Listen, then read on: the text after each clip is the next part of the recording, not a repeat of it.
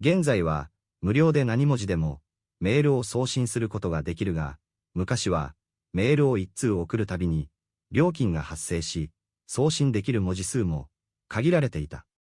このような制限はあったが、時間や場所を選ばず、コミュニケーションが取れる点が便利だと、多くの日本人が、電話よりメールを好むようになった。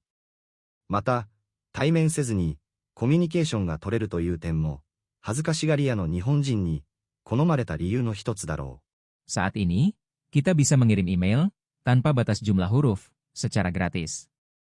Tetapi dahulu setiap kali mengirim satu email, dikenakan biaya, dan jumlah huruf yang bisa dikirim pun terbatas. Meskipun ada keterbatasan tersebut, banyak orang Jepang mulai lebih menyukai email daripada telepon, karena komunikasi bisa dilakukan, tanpa memilih waktu, maupun tempat.